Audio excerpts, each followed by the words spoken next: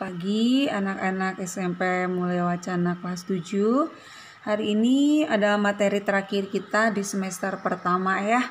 Tidak terasa dan berharap semua catatan lengkap karena nanti catatan itu akan memeriksa ketika mudah-mudahan di semester selanjutnya kita bisa tatap muka ya. Materi terakhir kita adalah pemahaman orang Kristen tentang kematian. Banyak orang ketika berhadapan dengan kematian itu sesuatu hal yang menakutkan. Itu wajar karena kita ini secara manusia ya. Tetapi kita mau belajar bagaimana pemahaman orang Kristen tentang kematian. Banyak orang yang bersedih ketika salah satu keluarga yang meninggal, itu wajar. Tetapi banyak orang yang sampai larut dalam kesedihan ketika kehilangan orang yang dikasihi karena meninggal. Hal itulah yang sebenarnya tidak diperbolehkan karena kita percaya ketika orang yang dalam Tuhan meninggal, maka tempat terakhir yang akan dia capai adalah kerajaan surga. Seharusnya berbahagia ya, walaupun mungkin keluarga yang ditinggalkan bersedih, tetapi dikatakan jangan berlarut-larut. Nah, kita mau belajar bagaimana sih pemahaman orang Kristen tentang kematian. Apa itu kematian?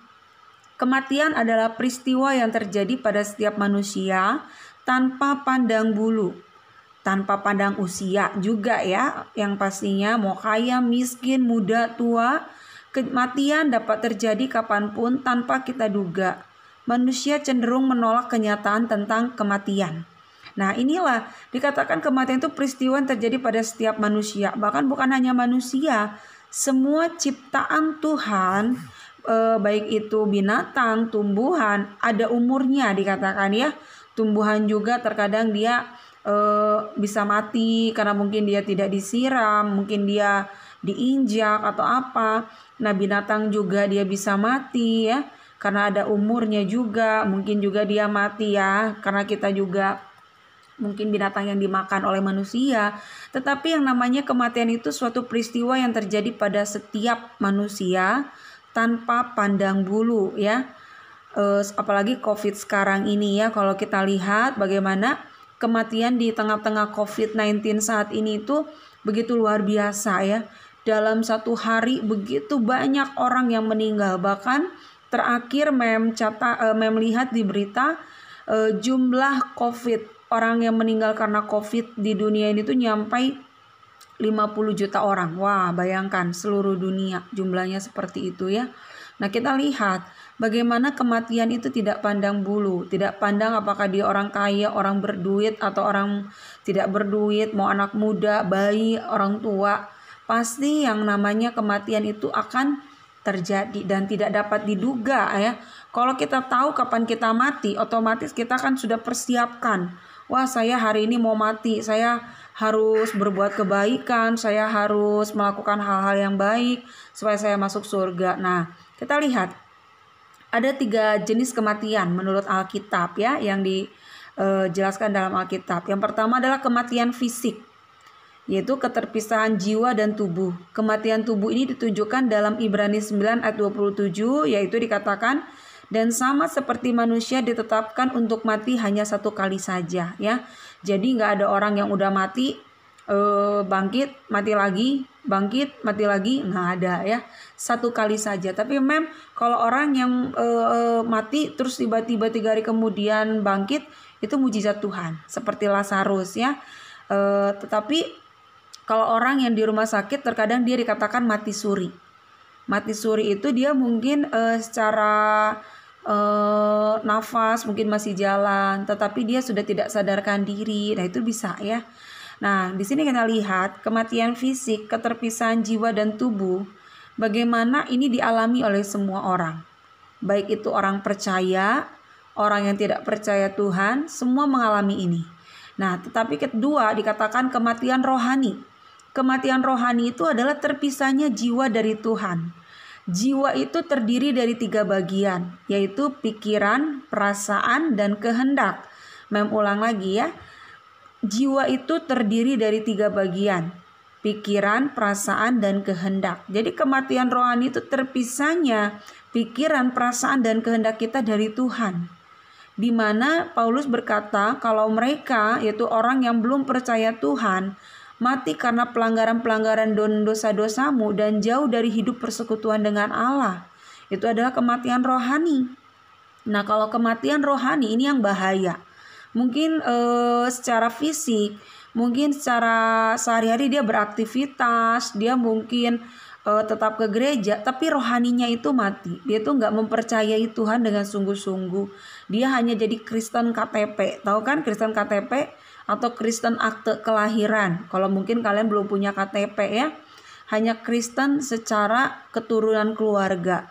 Nah, itu bisa dikatakan mati rohani ketika kita tidak percaya Tuhan. Ya, oleh sebab itu ini yang paling bahaya. Orang mati fisik itu semua orang alami. Tetapi ketika fisiknya mati dan rohaninya dia ketika dia masih hidup percaya sama Tuhan, maka dia tahu tujuan akhirnya yaitu surga, ya. Oleh sebab itu rohani ini harus dihidupkan. Dengan cara apa? Kalian beribadah kepada Tuhan, kalian baca firman Tuhan, kalian berdoa kepada Tuhan. Itu adalah hal-hal yang dikerjakan untuk rohani kalian itu dapat hidup. Tetapi ketika kalian malas ibadah, malas baca firman, malas berdoa, maunya berbuat dosa saja, itu secara tidak langsung dikatakan mati rohani. Terpisah diri kita dari Tuhan. Kita udah gak tahu lagi apa yang menjadi maunya Tuhan dalam hidup kita. Nah, ini yang bahaya ya. Ini sangat bahaya karena orang yang mati rohani, dia yang gak percaya sama Tuhan, akhir hidupnya adalah neraka yang kekal. Bukan kerajaan surga yang kekal, tapi neraka yang kekal ya. Selanjutnya, jenis kematian yang ketiga adalah kematian kekal. Ini yang tadi Mem katakan ya, kematian kekal atau terpisah selamanya dari Tuhan. Semua yang menderita kematian kekal berada dalam keadaan sadar tetapi akan menjalani hukuman kebinasaan selama-lamanya. Nah, ini kalau orang yang tidak percaya Tuhan, ketika kematian kekal, dia itu akan mengalami kebinasaan hukuman selama-lamanya. Itu tadi kata Mem masuk dalam neraka. Dalam 2 Tesalonika 1 ayat 9 dikatakan akan menjalani hukuman kebinasaan selama-lamanya, dijauhkan dari hadirat Tuhan dan dari kemuliaan kekuatannya.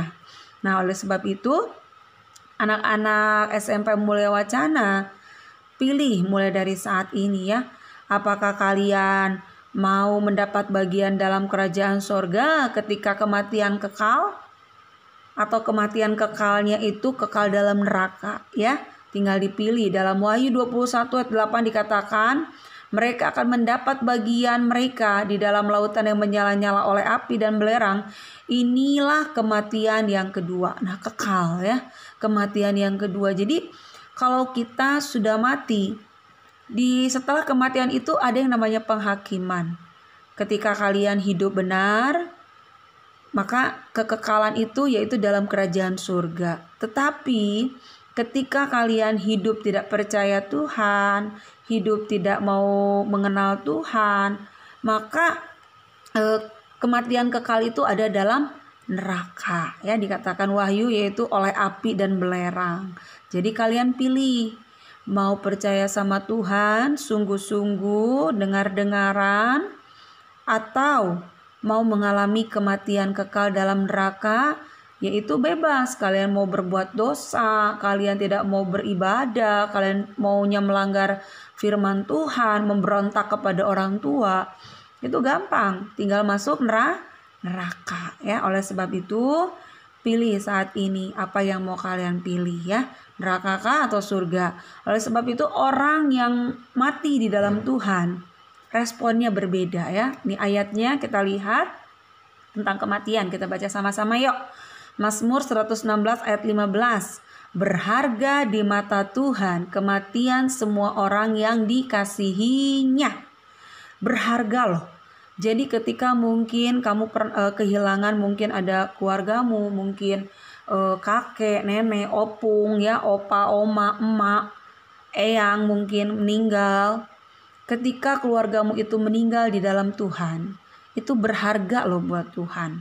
Karena apa? Berarti keluargamu ini itu yang dikasihi Tuhan karena dia setia dalam Tuhan. Oleh sebab itu, respon kita tentang kematian ketika kita setia sama Tuhan, berharga di mata Tuhan setiap kematian orang-orang yang dikasihi Tuhan. Puji Tuhan, materi terakhir kita tidak banyak.